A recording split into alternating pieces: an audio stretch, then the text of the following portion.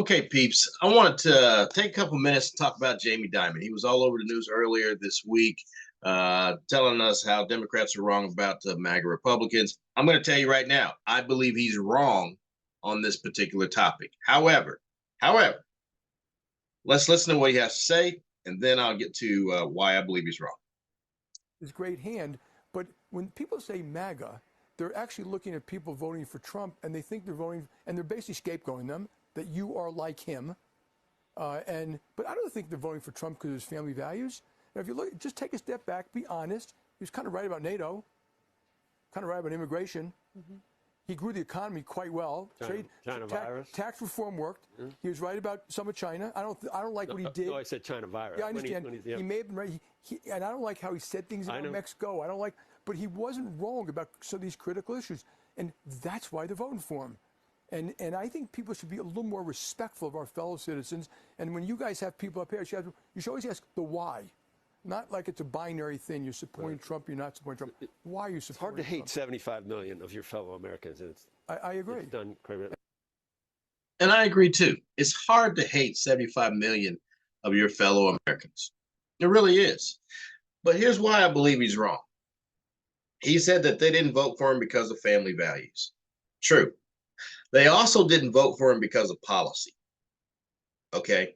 Because if you look at the policy argument, it's erratic. It's all over the place. The reason why they voted for him is because he fights for them. That's what it is. I have heard that time and time again from several of my clients and people who vote Republican who tell me when I ask the question, why'd you vote for Donald Trump? What is it that you like about Donald Trump? It's the fact that he fights for them. And that's not a bad thing. Okay. All right. So when I hear the rest of his discourse, I mean, when he's saying he's kind of right on things, yeah, I think he's kind of right when it comes to NATO. I do. I don't, I guess you can say he's kind of right on immigration, but immigration, he's right when it comes to doing something about the border. Now, I'll be the first to tell you that you had a Republican House and Senate and the White House in the first 2 years. You didn't need to go through a bunch of lawsuits and whatever. Just approve it. Write the legislation. That would have been the easiest way to do it. Didn't happen. Okay. So he's right in that regard. We need to do something about the southern border. However, I believe he's not necessarily clear as to how we go about doing this. Building the wall is not going to solve that issue. I think many people can say you've seen people scaling the wall and coming over. So you need to do something about the people who are coming here and what's going on in their countries so we can stop that stuff so it doesn't show up at our southern border. For example, I mean, and think about it. I can say a whole lot about that, but here's one thing that just gets in my craw and I can't understand. Let's say Guatemala. 700,000 people supposedly running for their lives, right, in order to get to our southern border. And they try to claim asylum and, we let them in or whatever the case may be, right? But the thing I find strange is this. Over the past 10 years, the number of expats to go move and retire to Guatemala from the United States has gone from like 3,000 people to about 10,000 people. Now, if Guatemala is no good that these people are running to our southern border, why in the hell are there so many expats going to Guatemala to live or to retire and living in these gated communities outside of Guatemala City? Guatemala City. I'll get that right. Don't you find that strange? At least I do. I think anybody should, personally. But if you don't, that's okay. Now, some other things I'll tell you too. I believe that he's wrong on certain issues. Well, Trump, that is. He's kind of wrong to throw your intelligence apparatus under the bus at Helsinki. I don't care what you think about the dossier and the rest of it. You don't air that type of dirty laundry in that particular forum. No, you just don't do it. It only promotes division. And the enemy sees that division. So you know what he can do? He can put his thumb on it and exploit it. Wrong when he comes to, just flat out misleading the American people.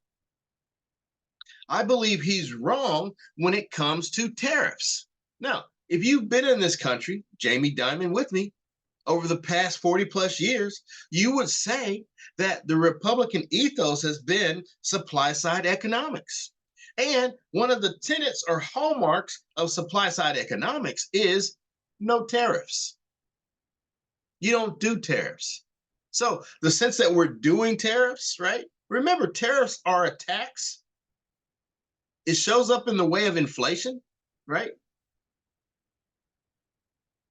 You got those tariffs in place, that tax is still there, right? So, and by the way, if you're going to do it, go ahead and do these tariffs. I think the next thing that you probably end up doing will be some type of price controls, right? Okay. Also wrong on debt and deficits. We went 4 years in the Trump administration where they spent money like drunken sailors. Debt and deficits, right? All of those items are wrong. The tax cuts. Am I for or against the tax cuts? Hey, I'm all right with the tax cuts, but it does come with some questions that you need to ask. Where are the offsets? They weren't there. Where were the receipts? Not a whole lot in the way of the receipts. Did the economy grow?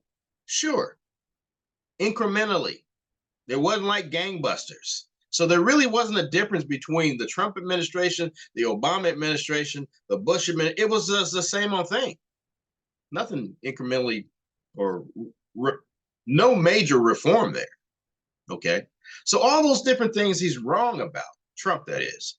Jamie Dimon is just wrong in his thought that, Republicans need to, or Democrats need to be nicer to Republicans. Well, it's kind of a vice versa, right?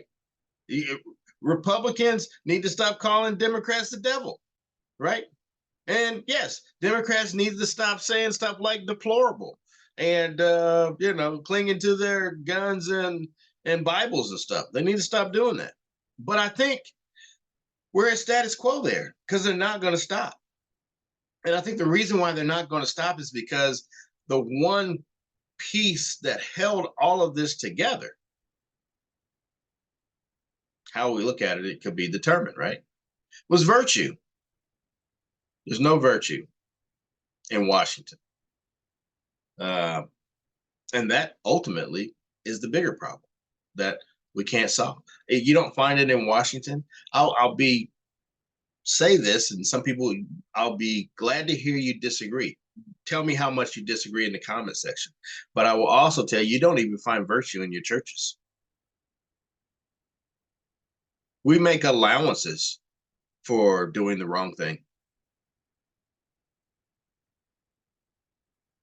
Uh-oh. But it's true. Think about it. So, and I'm not going to go into the Ukraine pin on his lapel because that will be another 15-minute conversation. So those are my thoughts. What are yours? Tell me in your comment section. Like and subscribe.